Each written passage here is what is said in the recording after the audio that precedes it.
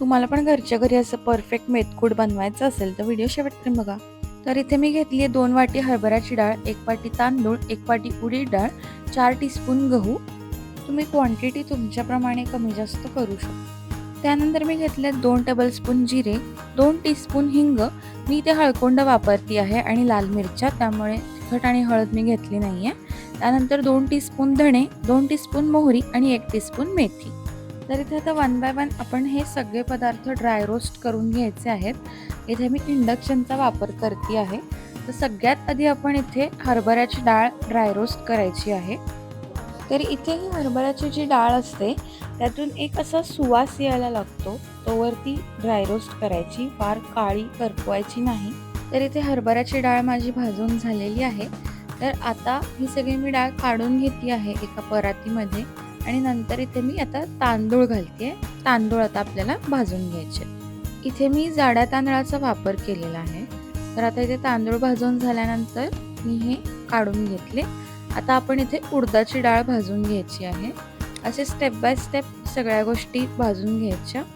मी आधी सगळ्या गोष्टी परातीमध्ये घातल्या होत्या, पण नंतर त्या मी काढून सुपात घातल्या, कारण परातीमध्ये घातलं की त्याला थोडासा घाम सुटतो, त्यामुळे त्या मी परातीत ठेवल्या. तर इथे गहू भाजून घेऊयात. आता गहू भाजून झाला की मग आपण ते काढून घ्यायचे. इथे तुम्ही बघू शकता मी एक सुपामध्ये टॉवेल घालून तसं ठेवलं. आता इथे आपण धणे भाजून घेऊया. धणे पण भाजल्यानंतर एक छान वास सुटतो, तेव्हा ते काढून घ्यायचे, नाहीतर ते करपतात. आता इथे आपण घालायचे आहेत जिरे. जिऱ्याचं पण तसंच असतं, धण्यासारखाच एक वास सुटतो त्याला. ते झाले, वास आला की मग काढून घ्यायचे, करपतात नाहीतर लगेच. इथे मोहरी घ्यायची आहे. मोहरी पण तडतडायला लागली की ती काढून घ्यायची. तर इथे आता मी मेथ्या भाजून घेते आहे. हे सगळे जे पदार्थ आहेत ना, हे मंद आचेवरच भाजून घ्यायचे.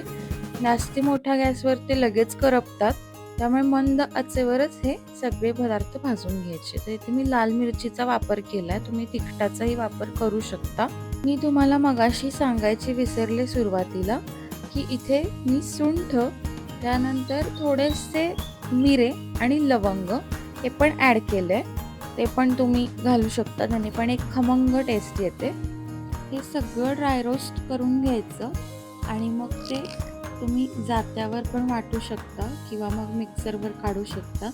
हल्ली जातं खूप कमी बघायला मिळतं. तर हे आता सगळं जे आहे ना, हे सगळं कम्प्लिटली गार होऊन द्यायचं. पूर्ण गार झालं त्यानंतर मग हे असं मिक्सरमध्ये घालून घ्यायचं आणि दळून घ्यायचं. दळून झाल्यानंतर हे थोडंसं चाळून घ्यायला लागतं, त्यामुळे हे दळून झालं की एक मोठं पातेलं घ्यायचं, त्याच्यामध्ये चाळणी ठेवून हे सगळं मेथकूट चाळून घ्यायचं. हे मेथकूट दळत असताना अगदी बारीक दळून घ्यायचं, एकदम फाईन पावडर. त्यानंतर ती चाळायची जी प्रोसेस असते ती त्यासाठीच असते. चाळणीमध्ये जे राहतं परत ते परत परत असं एकदम फाईन पावडर तयार करून घ्यायची.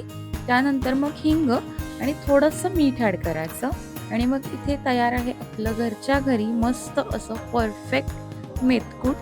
असं मेथकूट तुम्ही सुद्धा नक्की घरी बनवून बघा, परफेक्ट मेथकूट बनतं. व्हिडिओ आवडला असेल तर लाईक करा, शेअर करा, कमेंट्स करा आणि सबस्क्राईब करायला विसरू नका.